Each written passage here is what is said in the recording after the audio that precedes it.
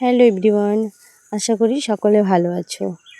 আমার এই ছোট্ট পরিবারে সকলকে ওয়েলকাম জানিয়ে আজকে আরও একটি নতুন পর্ব শুরু করছি। প্রতিদিনের মতো আজকেও আবার একটা ছোট্ট ভিডিও নিয়ে হাজির হয়েছি।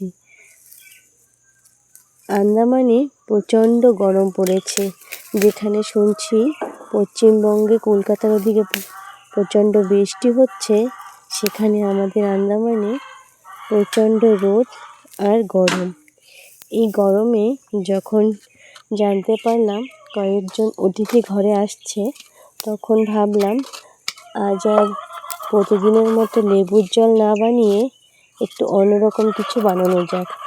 তার জন্যই দেখতে পেলাম গাছের নিচে কিছু পাকা বেল পড়ে আছে, তাই সঙ্গে সঙ্গে বেলগুলি নিয়ে এসে বেলের শরবত বানাতে শুরু করলাম। আজকে সেই রেসিপিটাই তোমাদের সাথে শেয়ার করছি।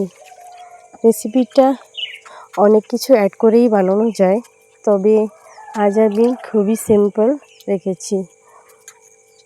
এখানে আমি বেলের পাল্পটা বের করে নিয়ে জল দিয়ে একটু চটকে নিচ্ছি। এখানে হাত দিয়েই চটকাতে হবে, কারণ এখানে কোনো চামচ বা ব্লেন্ডার ইউজ করলে কাজটা এত সহজভাবে করা সম্ভব হবে না।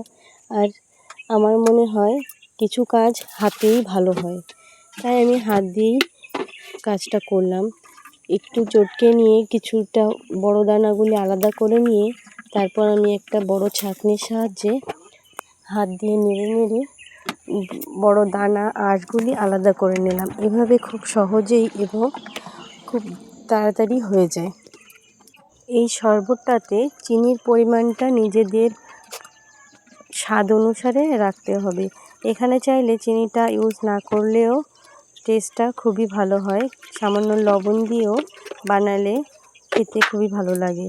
এখানে আমি যেহেতু অতিথিদের জন্য বানাচ্ছিলাম, তার জন্য সামান্য চিনিও ইউজ করেছি। আপনারা চাইলে স্কিপও করতে পারেন। কথা বলতে বলতে আমার শরবতটা রেডি হয়ে গেছে। দেখো দেখতে কতটা লোভনীয় লাগছে। আজকের রেসিপিটা আপনাদের কেমন লাগলো নিশ্চয়ই জানাবেন। আর এই শরবতটা খেতে কে কে ভালোবাসেন কমেন্ট করে নিশ্চয়ই বলবেন। ধন্যবাদ।